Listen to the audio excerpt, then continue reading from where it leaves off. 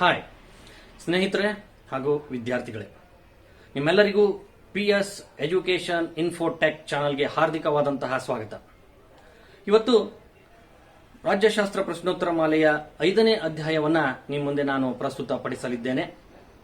ಆ ಅಧ್ಯಾಯದ ಶಿರೋನಾಮೆ ರಾಷ್ಟ್ರ ನಿರ್ಮಾಣ ಮತ್ತು ಪ್ರಜಾಸತ್ತೆ ಎದುರಿಸುತ್ತಿರುವ ಸವಾಲುಗಳು, nation building and challenges to Indian democracy.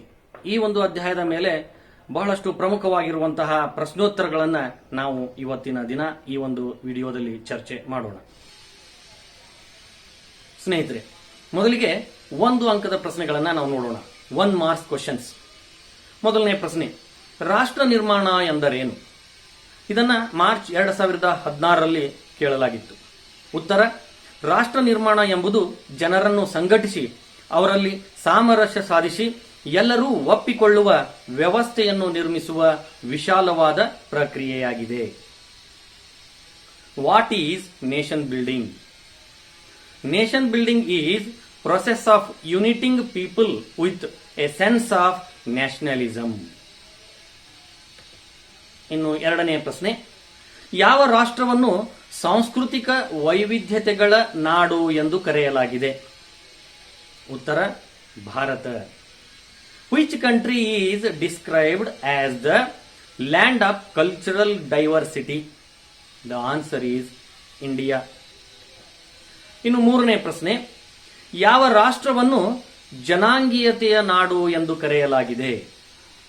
ಉತ್ತರ: Africa. Which country is described as the land of ethnicity? The answer is Africa. ಇನ್ನು 4ನೇ ಪ್ರಶ್ನೆ, ಅಸಮಾನತೆ ಎಂದರೇನು? ಇದನ್ನ ಮಾರ್ಚ್ 2018ರಲ್ಲಿ ಕೇಳಲಾಗಿತ್ತು.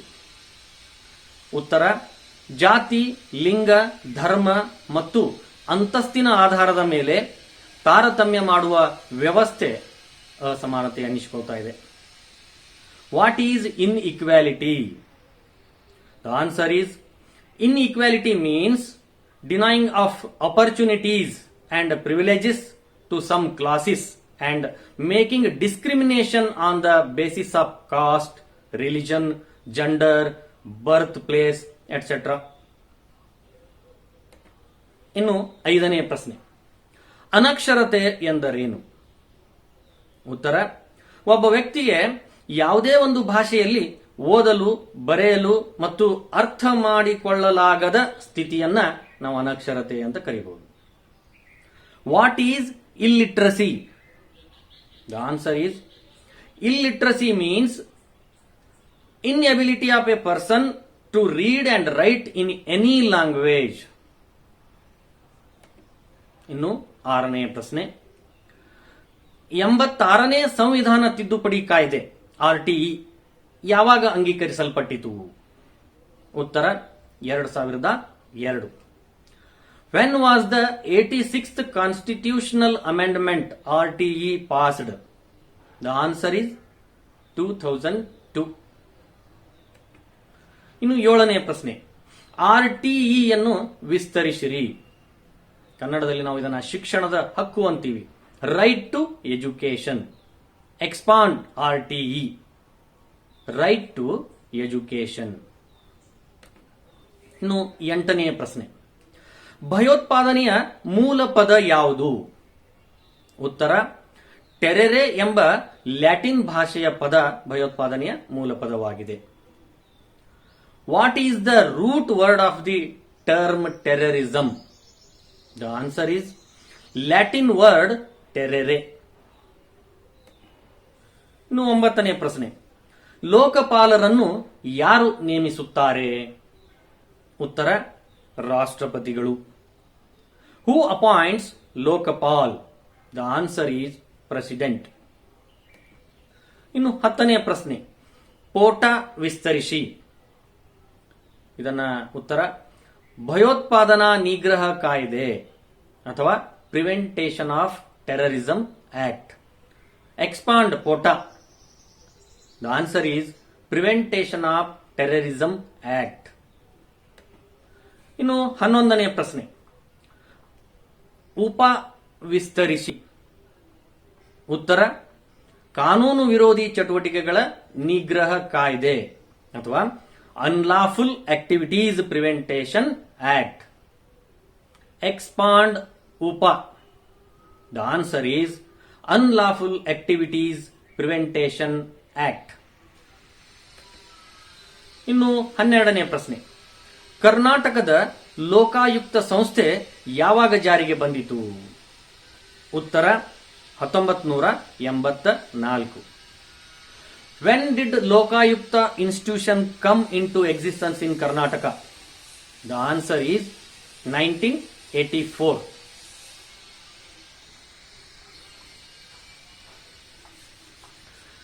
ಇನ್ನು 2 ಅಂಕದ ಪ್ರಶ್ನೆಗಳನ್ನು ನೋಡೋಣ. 2 ಮಾರ್ಕ್ಸ್ ಕ್ವಶನ್ಸ್. ಅದರಲ್ಲಿ ಮೊದಲನೆಯದಾಗಿ ಜಾತಿ ಆಧಾರಿತ ಅಸಮಾನತೆ ಎಂದರೇನು? ಇದನ್ನ ಜುಲೈ 2015ರಲ್ಲಿ, ಮಾರ್ಚ್ 2018ರಲ್ಲಿ, ಮಾರ್ಚ್ 2020ರಲ್ಲಿ ಈ ಪ್ರಶ್ನೆಯನ್ನ ಕೇಳಲಾಗಿತ್ತು. ಉತ್ತರ ಜಾತಿಯ ಆಧಾರದ ಮೇಲೆ ಜನರನ್ನು ಮೇಲು ಕೀಳು ಎಂಬ ತಾರತಮ್ಯದಿಂದ ಕಾಣುವುದೇ ಜಾತಿ ಆಧಾರಿತ ಅಸಮಾನತೆಯಾಗಿದೆ. What is caste based inequality? The answer is discriminating people on the ground of caste is called caste-based inequality.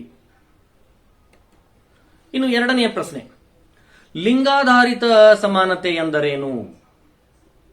ಉತ್ತರ ಗಂಡು ಹೆಣ್ಣು ಎಂಬ ತಾರತಮ್ಯದಿಂದ ಸ್ತ್ರೀಯರನ್ನು ಸಮಾನ ಅವಕಾಶಗಳಿಂದ ವಂಚಿತರನ್ನಾಗಿ ಮಾಡುವ ಪ್ರಕ್ರಿಯೆಯೇ ಲಿಂಗಾಧಾರಿತ ಅಸಮಾನತೆಯಾಗಿದೆ. What is gender-based inequality? The answer is the discrimination made on the basis of men and women by denying equal opportunities is called gender-based inequality. ಇನ್ನು 3ನೇ ಪ್ರಶ್ನೆ. ಕೋಮುವಾದ ಎಂದರೇನು? ಈ ಪ್ರಶ್ನೆಯನ್ನ ಜುಲೈ 2015ರಲ್ಲಿ ಕೇಳಲಾಗಿತ್ತು. ಉತ್ತರ ಒಂದು ವರ್ಗದ ಗುಂಪು ತಮ್ಮ ಧರ್ಮದ ಬಗ್ಗೆ ಅತಿಯಾದ ಅಭಿಮಾನ ಹೊಂದಿ ಇತರ ಧರ್ಮಗಳ ಬಗ್ಗೆ ಕೀಳರಿಮೆ ಮೂಡಿಸಿ ತಮ್ಮ ಧರ್ಮವೇ ಶ್ರೇಷ್ಠ ಎಂಬ ಮನೋಭಾವನೆಯನ್ನ ಬೆಳೆಸುವುದಾಗಿದೆ. What is communalism? Communalism is an ideology of the followers of the one particular religion to consider the followers of other religion as inferior. ಇನ್ನು 4ನೇ ಪ್ರಶ್ನೆ. ಭಯೋತ್ಪಾದನೆ ಎಂದರೇನು? ಈ ಪ್ರಶ್ನೆಯನ್ನ ಮಾರ್ಚ್ 2015ರಲ್ಲಿ ಕೇಳಲಾಗಿತ್ತು.